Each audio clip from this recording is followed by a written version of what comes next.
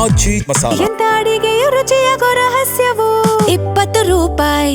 ದಾವಣಗೆರೆಯಲ್ಲಿ ಮುಂಗಾರು ಮಳೆ ಈಗಾಗಲೇ ಅಭಾವ ಹೆಚ್ಚಾಗಿದ್ದು ಒಂದ್ ಕಡೆ ರೈತನ ಬಾಳಿಗೆ ಬರೆ ಎಳೆದಿದೆ.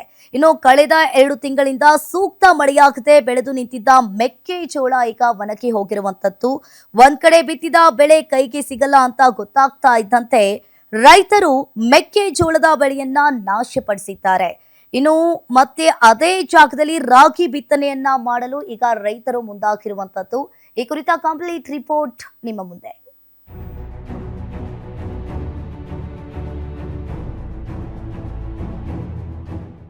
ದಾವಣಗೆರೆ ಜಿಲ್ಲೆಯಲ್ಲಿ ಈ ಬಾರಿ ಮುಂಗಾರು ತೀವ್ರ ಕೈಕೊಟ್ಟಿದ್ದು ಜಿಲ್ಲೆಯಲ್ಲಿ 45% ಮಳೆ ಕೊರತೆಯಾದ ಪರಿಣಾಮ ಸಾಂಪ್ರದಾಯಿಕ ಬೆಳೆಯಾದ ಮೆಕ್ಕೆಜೋಳವನ್ನ ಅತಿ ಹೆಚ್ಚು ಬೆಳೆಯಲಾಗಿದ್ದು ಮಳೆ ಕೊರತೆಯಿಂದ ಸಂಪೂರ್ಣ ಒಣಗಿ ಹೋಗಿದೆ. ಇದರಿಂದ ಆನಗೋಡ ಹೋಬಳಿಯ ನೇರ್ಲಿಗೆ ಸೇರಿದಂತೆ ಹಲವು ಗ್ರಾಮಗಳಲ್ಲಿ ಬೆಳೆದು ನಿಂತಿದ್ದ ಬೆಳೆಯನ್ನ ಕಡಿದ ರೈತರು ದನ ಕರುಗಳಿಗೂ ಆಶಯವಾಗುವ ಬೆಳೆಯಾದ ರಾಗಿ ಬಿತ್ತನೆಗೆ ಮುಂದಾಗಿದ್ದಾರೆ. ಮಾಡ್ತಾ ಇದೀವಿ. ಮೆಕ್ಕೆಜೋಳ ಬಿತ್ತಿದ್ವಿ 5ನೇ ತಿಂಗಳು 6ನೇ ತಿಂಗಳಿಗೆ ಮಳೆ ಬಂದ್ರೆ ರೋಹಿಣಿ ಮಳೆ ಬಿತ್ತಿದ್ರೆ ಜೋಳ ಇಳುವರಿ ಚೆನ್ನಾಗಿ ಬರ್ತಾ ಇತ್ತು. ಆದರೆ ವರ್ಣನೆ ಇದರಿಂದ ಮಳೆ ಬರಲಿಲ್ಲದ್ರಿಂದ ರೈತರಿಗೆ ಬಹಳ ಕಷ್ಟ ಆಗ್ತಾ ಇದೆ. ಸಾಲ ಸೂಲ ಮಾಡಿ ಒಂದ್ಸತಿ ಬಿತ್ತಿದ್ವಿ, ಅವು ಮೆಕ್ಕೆಜೋಳ ಎಲ್ಲ ರೋಗ ಬಿದ್ದು ಬಹಳ ಹಾನಿಕರಾಗಿ ಕಣ್ಣೀರ್ ತೆಗೆಯಂತ ಪರಿಸ್ಥಿತಿ ಬಂದೈತಿ.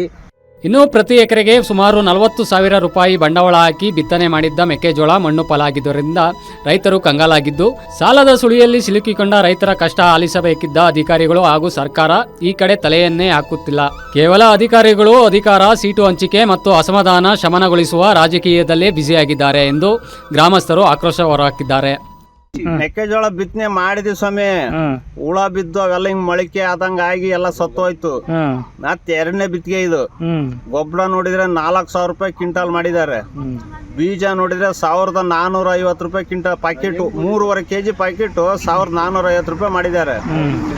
ರೈತರು ಯಾವ ತರ ತಂದು ಬಿತ್ತನೆ ಮಾಡ್ಬೇಕಂತ ಗೊತ್ತಾಗ್ತಾ ಇಲ್ಲ. ನಮಗೆ ಅಷ್ಟು ತೊಂದರೆ ಆಗತ್ತೆ, ಗೊಬ್ಬರಗಳು ಸಿಗ್ತಾ ಇಲ್ಲ.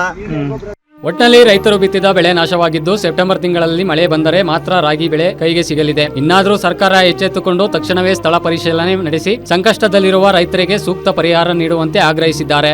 Mallikarjuna Kaidale, guarantee news, Davanagere.